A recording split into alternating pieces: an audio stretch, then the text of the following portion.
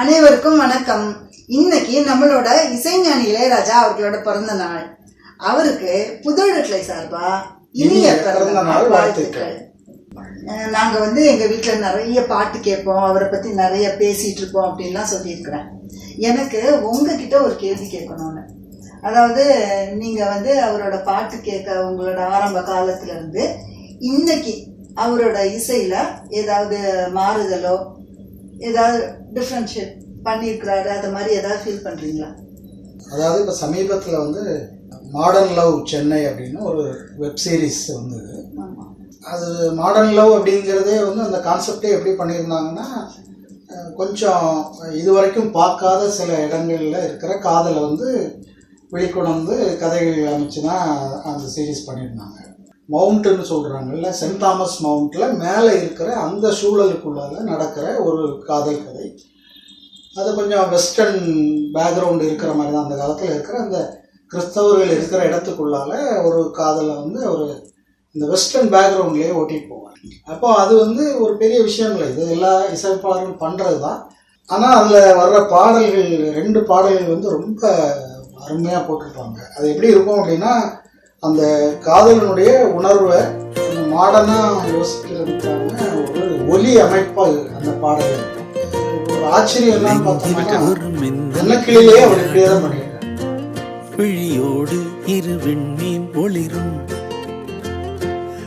Presentation சொல்லுவாங்க, இல்லை அந்த நெட்டை சிந்திக்கிற அந்த விதம் என்னக்கிளியில இருந்து இப்போ நான் கடைசியாக பார்த்த மாடர்ன்ல வரைக்கும் ஒரே மாதிரி தான் இருக்குது. சொல்லும்போது கொஞ்சம் யோசனையாக இருக்கும். ஆனால் அப்போ அவர் ஒன்றுமே பண்ணலையா, 1000 படங்களை தாண்டி இவ்வளவு ஆண்டுகளாக பண்ணிட்டு இருக்கும்போது ஒன்றுமே பண்ணலான்னா, அவர் தன்னை செழுமைப்படுத்திட்டே வந்திருக்காரு இசையில். அவர் மேலே 1000 விமர்சனங்கள் இருக்கலாம், ஆனால் இசையில் தான் அறிந்து கொள்ள வேண்டியதை அவர் செதுக்கி செதுக்கி செதுக்கி அந்த செழுமை தான் தெரியுதே தவிர, அன்னக்கிளியில் முதல்ல நீங்கள் அந்த படம் பார்த்தவங்களுக்கு தெரிஞ்சிருக்கும். அதில் ஒரு காட்சி, அந்த பெண் ஒரு காதலை சொல்றது மாதிரி, அந்த காதல் எப்படி இருக்கும் அப்படின்னா, தன் தோழிகிட்ட சொல்லும்போது தன் மனதுக்குள்ளால ஒரு காதலனை, ஒரு தலைவனை நினைச்சிருக்கா, அவனே மாட்டானா, இந்த அன்னக்கிளியை அவன் கூட்டிட்டு போக மாட்டானாங்கிற மாதிரி ஒரு உரையாடல்.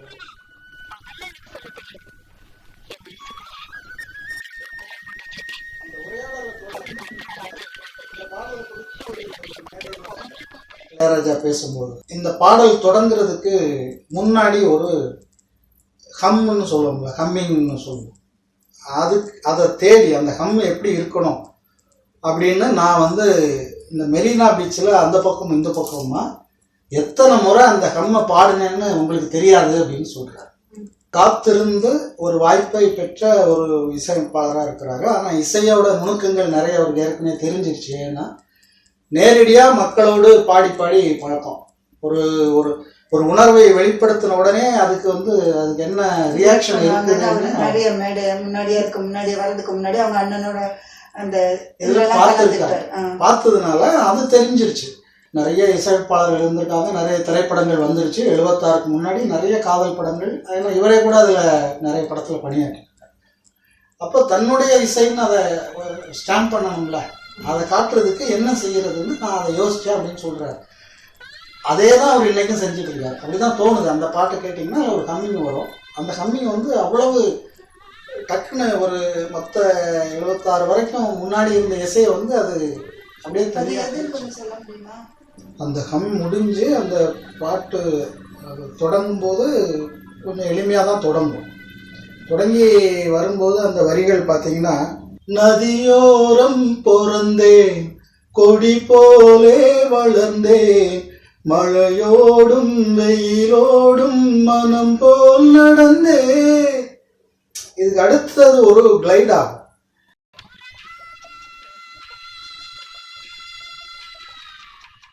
இதுதான் முதல் படம். அந்த முதல் படத்திலே அவர் என்ன பண்றாருன்னு பார்த்தீங்கன்னா, கட் பண்ணி அந்த உணர்வுகளை உங்களுக்கு மனசுக்குள்ளால அது எப்படி உட்காரணும்னு நினைக்கிறாரோ அப்படி செஞ்சிருவார்.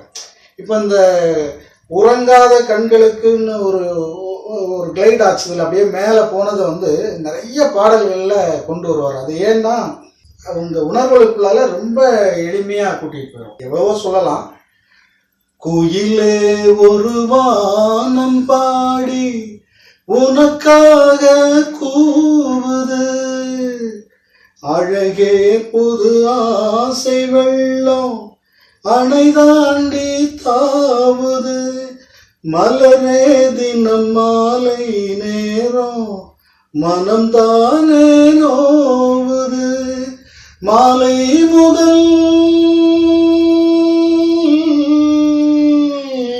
இந்த மாதிரி அந்த மேல ஏறி கீழே இறங்குற மாதிரியான பயன்பாடெல்லாம் அவர் வந்து நடுவில் எப்போ வச்சுக்கிட்டாருன்னு நினைச்சிருக்கோம். ஏன்னா நம்ம ஆரம்ப கால பாடல்களை சரியா கவனிக்கல, ஆனா அது அன்னைக்கிலேயே இருக்குது. இப்போ நான் முதல்ல பேசிட்டு இருந்தேன் பாருங்க, இந்த சென்னை மாடர்ன் லவ்ங்கிற அந்த சீரீஸ்லையும் இதே நுணுக்கத்தை தான் அவர் பயன்படுத்துறாரு. அதே நுணுக்கத்தை தான் இன்னை வரைக்கும் நான் ஒரு 2 பாடம் தான் சொல்லியிருக்கிறேன். நீங்கள் உட்கார்ந்து அவருடைய எல்லா பாடங்களையும் எடுத்து பாருங்க, திருவாசகம் இசையமைத்த திருவாசகம் வரைக்கும் இந்த நுணுக்கத்தை வந்து அவர் தொடர்ந்து எடுத்துகிட்டே வர்றாரு. அன்னக்கிளி படத்தில் நம்ம மக்கள் செஞ்ச ஒரு பெரிய வேலை என்னன்னா அதை அப்படியே ஏற்றுக்கிட்டாங்க.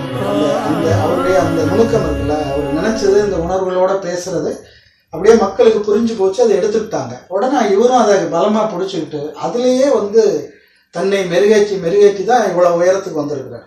அது வந்து அவ்வளோ எளிதாக அடைந்த உயரம் இல்லை. அது நீங்கள் சொன்னீங்கல்ல, அந்த உணர்வை கொண்டு வந்து சேர்க்கறதுல ஒரு பெரிய ஆள் அப்படின்னீங்கல்ல, இந்த மாதிரி எக்கச்சக்கமான பாட்டு சொல்லலாம்.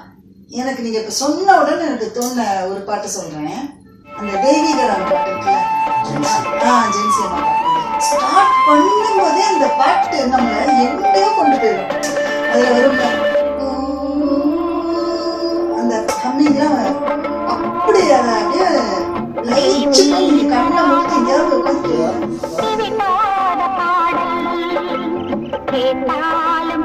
இதை கொடுக்கணும் அப்படின்னு முடிவு பண்ணி ரொம்ப நாள் ஆயிடுச்சு. நாயகன் படத்துல அந்த பாடல் வரும்ல, அந்த பாடலை வந்து அவர் சும்மா மேடையில அரண்மனை பெட்டியில பாடுறாரு, எல்லாரும் அப்படியே கை தட்டுறாங்க. அப்போ அவர் சொல்றாரு, இந்த பாடல்ல என்னமோன்னு இருக்கு, ஆனா என்ன இருக்குன்னு எனக்கு தெரியல அப்படின்னு சொல்றாரு. இது முதல்ல இருந்து இப்படியே தான் இருக்கு. அவருடைய எல்லா பாடல்களையும் அந்த மண் சார்ந்த ஏதோ ஒன்றை கொண்டாந்து ஒரு படத்துல ஒரு பாடலையாவது அது வந்து வச்சிடுறாரு. அது உங்களை எங்கேயோ ஒரு இடத்துல வந்து தொட்டுருது. அது எப்படி தொடுது அப்படின்னு பார்த்தீங்கன்னா, அவருடைய அந்த பாடல்கள் அவர் முதல்ல வரும்போதே அப்படியான ஒரு மனநிலையோடு தான் அவர் உள்ளே வர்றார். ஒரு அடித்தட்டில் இருந்து வந்து அதோட அந்த சென்னைக்கு வந்து இந்த திரைப்படத்தை புரிஞ்சுக்கிட்டு, இங்கே இருக்கிற இயக்குநர்கள் சொல்கிற அந்த கதையை புரிஞ்சுக்கிட்டு அவர் வந்து அதை திரும்ப திரும்ப திரும்ப மெருகேற்றிக்கிட்டே வர்றார்.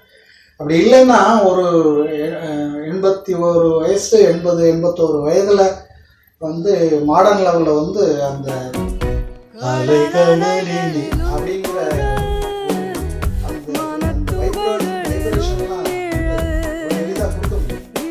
அது வந்து வெறுமனே மியூசிக் அப்படின்னு நீங்கள் நோட்ஸ் மாதிரி அப்படி வச்சோம்னா அது வராது. அது மனசுக்குள்ளே இருந்து வரணும். அந்த ஜென்சியோடைய அந்த பாட்டு இருக்குல்ல, அந்த பாட்டில் கூட சூழலை பற்றி ஒரு இயக்குனர் சொன்ன உடனேயே ஒரு உணர்வுகளுடைய கோர்வையாக தான் அதை பார்க்குறாரு. அதுக்கப்புறம் தான் அதுக்கு மேலே மியூசிக் நோட்ஸு அப்புறம் இன்ஸ்ட்ருமெண்டெல்லாம் வருது. முதல்ல அந்த உணர்வு கோர்வையை வந்து அதுதான் மெட்டுன்னு அவர் டக்குன்னு சொல்லிடுறாரு.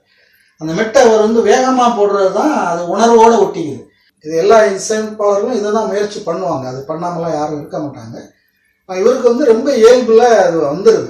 இப்போ பொறுமையாக உட்காந்து நம்ம எல்லா பாடல்களையும் கேட்கறதுக்கான வாய்ப்பு இருக்கிறதுனால அது நமக்கு வந்து வந்துடும்.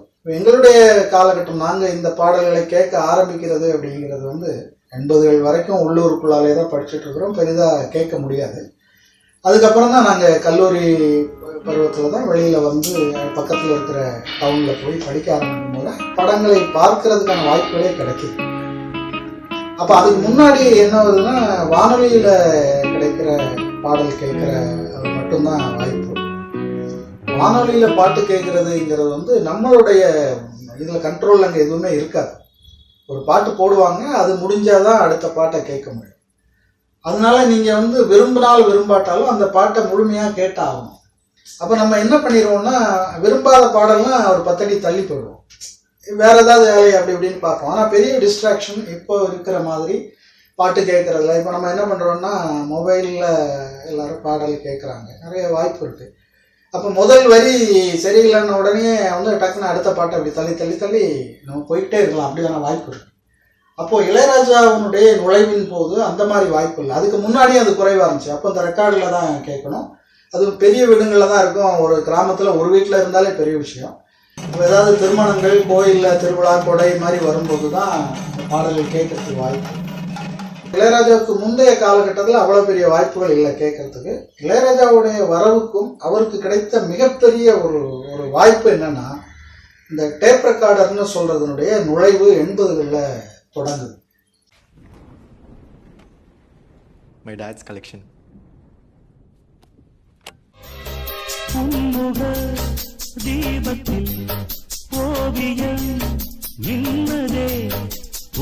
அப்போ என்ன பண்றாரு, நான் முதல்ல சொன்ன மாதிரி வானொலி பெட்டியில அந்த முதல் பாட்டு எந்த பாட்டாக இருந்தாலும் கேட்கணும், இரண்டாவது பாடல் எதுவாக இருந்தாலும் கேட்கணும், அப்படி ஒரு கட்டாயம் இருந்தது.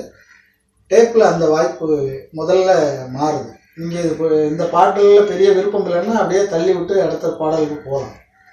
அப்போ அவருக்கு என்ன புரியுதுன்னா, ஒரு பாடலினுடைய தொடக்கம் இருக்குல்ல, அந்த தொடக்கம் உங்களை பிடிச்சி இழுத்து உள்ளார வச்சிருச்சுன்னா அந்த பாடலை நம்மளை அறியாமல் நம்ம கேட்குறோம். இன்ன வரைக்கும் எல்லா பாடலையும் நம்ம அப்படி தான் கேட்குறோம். எந்த இசையமைப்பாளராக இருந்தாலும் அப்படி தான் கேட்குறோம். இதை மிக சிறப்பாக கிடைத்த வாய்ப்பு அவருக்கு. 2 வாய்ப்பு, பெரிய வாய்ப்பு. ஒன்று, இந்த தொடக்கத்தை பற்றி அவருக்கு நிறைய அனுபவம் இருந்தது. இது அன்னைக்கே பார்த்துட்டோம். அவருடைய முதல் பாடலே இப்போ நம்ம அந்த ஹம் எனக்கு டக்குன்னு பண்ண தெரியல, அந்த ஹம்லேயே நீங்கள் உட்காந்துருவீங்க. அதுக்கப்புறம் அந்த பாட்டு நீங்கள் கேட்டுதான் ஆகணுங்கிற அதே மாதிரி இந்த டேப் ரெக்கார்டர்ல நீங்கள் தள்ளி விடாமல் இருக்கிற 4 பாடலையும் கேட்டுருவீங்கிற நம்பிக்கை வந்தபோது தான் அவர் இன்னும் தன்னை செழுமைப்படுத்துறதுக்கு ரொம்ப வேகமாக போயிருக்கிறதுக்கு வாய்ப்பு இருக்கு. இளையராஜா அவனுடைய மிகச்சிறந்த பாடல்கள் எல்லாமே ஒரு ஹம்மிங்கில் தொடங்கும். நீங்கள் கொஞ்சம் தேடி பார்த்தீங்கன்னா அது இல்லாத பாடலும் இருக்குது. இருந்தாலும் நிறைய பாடல்கள் அந்த ஹம்மிங்கில், அது உணர்வை கொட்டுகிற பாடல்கள் எல்லாமே ஹம்மிங்கில் தான் தொடங்கும். சொற்கள் இன்றி ஹம் பயன்படுத்தி அவங்களை அந்த சூழலில் கொண்டு போகிற திறமை அவருக்கு இருந்துங்கிறத நம்ம ஒத்துக்கணும். அப்போ இந்த செல்ஃபோன்லாம் கிடையாது. அப்போ நம்ம வீட்டுக்கெல்லாம் தொடர்பு கொள்றதுலாம் சிரமம் இருந்துச்சு. அப்போ ஒரு வேலைக்கு படிச்சுட்டு வேலைக்கு வர்றவங்களுக்கு ஒரு பெரிய, இப்போ நான்லாம் சென்னைக்கு வந்தது 87ல் வரோம். 87ல் வரும்போது சென்னை ஒரு கன்னியாகுமரி மாவட்டத்திலேருந்து, ஒரு கிராமத்திலேருந்து வர்ற ஒருத்தனுக்கு சென்னை ரொம்ப பெருசாக பிரம்மாண்டமாக இருந்துச்சு, புதுசு, நமக்கு ஒன்றும் பிடிப்படாது. அப்போ அந்த ஹோம் சிக்குன்னு சொல்லுவாங்கல்ல, அந்த வீட்டு நினப்பு வந்துக்கிட்டே தான் இருக்கும். ஏன்னா வேறு எந்த வாய்ப்பும் இல்லை. நீங்கள் நம்ம மனசை கொஞ்சம் மாற்றிக்கணுமானா நீங்கள் திரைப்படங்களுக்கு தான் போகணும். திரைப்படத்துக்கு போகணுமானா காசு வேணும். அந்த மாதிரியான ஒரு சூழலில் சும்மா நாள்தோறும்லாம் போக முடியாது. பாடல்கள் கேட்கணுமானா உங்களுக்கு குறைந்தது ஒரு ரேடியோவாவது கையில் இருக்கணும். அப்போ அதுவும் எப்பவும் பாட்டு போட மாட்டாங்க. அப்போ நம்ம மனசு அந்த வீட்டை சார்ந்து இருக்கிற நினைப்பை அவ்வளோ எளிதாக விடாமல் அப்படியே இருக்கும். அப்படியான நினைவு இருக்கிற ஒருத்தர், யாரோ ஒருத்தர். ஏன்னா அப்போ நிறைய பேர் இருந்தாங்க எல்லா ஊர்கள்லையுமே. வெளியூர்லேருந்து சென்னை, மதுரை, கோவை மாதிரியான ஊரில் நிறைய பேர் இருந்தாங்க. நாயகன் படம் வேற ஒரு தளத்தில் இருந்த படமாக இருந்தாலும் கூட ஊரை விட்டு வந்துட்டோம் அப்படிங்கிற ஒரு நினைப்பு இருக்கிற, ஊரை விட்டு எங்கேயோ விழுந்துட்டான் ஒருத்தன், தெரியாத ஒரு மண்ணில் ஒரு மனிதன் வந்துட்டான், ஒரு சின்ன பையன் வந்துட்டான் அப்படிங்கிற ஒரு எண்ணத்தை தருகிற ஒரு உணர்வு தான் அந்த பாடலில் அப்படியே ஆணி வேறே அந்த உணர்வு தான். அதை வெறும் கம்மிங்களே அவர் முடிச்சுடுவார். அதனால தான் இந்த தென்பாண்டி சிமைங்கிற அந்த பாடல் டக்குன்னு ஒட்டிக்கிச்சு. தேட்டரில் போய் பார்க்கும்போதே அந்த பாடல் தொடங்கணும்னு அப்படியே கப்சிப்புன்னு எல்லாருமே உட்காந்துருவாங்க. வெளியூர்லேருந்து தன்னுடைய மண் நினைப்போடு இருக்கிற ஒருத்தனுடைய இயலாமையினுடைய ஒரு 10 விழுக்காடு அதில் இருக்கும் அந்த பாட்டில். போக முடியலையே ஊருக்கு, வேறு வழியிலே, இங்கே தானே இருந்து ஆகணுங்கிற நினைப்பு, ஊருக்கு போகணும் முடியாது அப்படிங்கிற மாதிரி அந்த பாடல் தொடங்கும். அடுத்த பெருவாய்ப்புங்கிறது அவருடைய குரல்.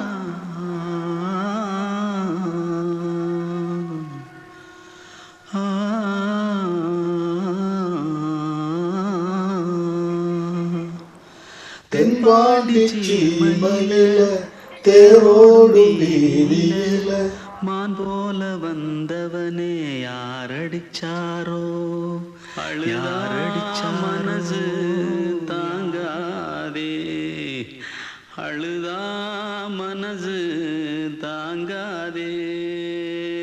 தென்பாண்டி சீமையில தேரோடும் வீதியில மான் போல வந்தவனே யாரடிச்சாரோ, யாரடிச்சாரோ, யாரடிச்சு. இப்படிதான் அந்த பாட்டு டக்குன்னு ஒரு இடத்துல நின்றுடும். அது எங்கேயோ தொடங்கி எங்கேயோ நின்றுடும். நீங்க இப்படி சொன்னீங்கல்ல, நீ அப்ப பாட்டு கேட்கறதுக்கு நான் என்ன பண்ணுவேன், ஸ்கூலுக்கு போகும்போது ஒரு டீ கடையில ஒரு பாட்டு தொடங்கும், அது கரெக்டா நடந்து போகும்போது அதை கேட்கறதுக்காக அப்படியே மெதுவா அடுத்த டீ கடையில அது அந்த பாட்டு முடியறவரை நடந்து போய் கேட்டிருக்கோம். நீங்க இப்ப சொல்லும் போதே எனக்கு அது ஒரு சின்ன ஞாபகம் வருது.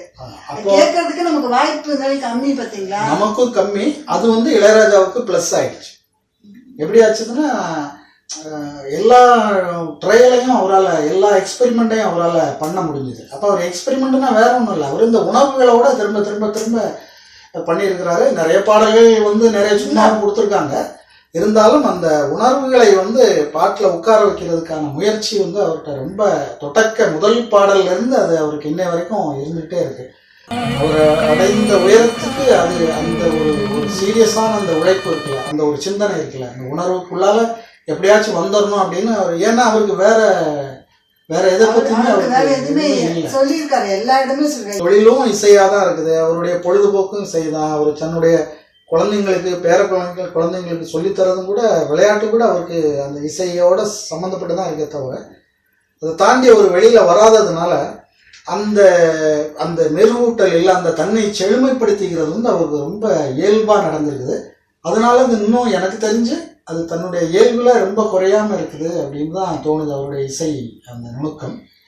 அவரு இதே மாதிரியே இன்னும் பல காலங்கள் நல்ல ஆரோக்கியத்தோட நமக்கு நிறைய இசை தந்துட்டு இருக்கணும்னு எல்லார் சார்பாகவும் அவருக்கு நம்ம வாழ்த்து சொல்லிக்கலாம். மீண்டும் அவருக்கு பிறந்தநாள் வாழ்த்துக்களை தெரிவித்துக் கொண்டு விடைபெறுகிறேன். நன்றி, வணக்கம்.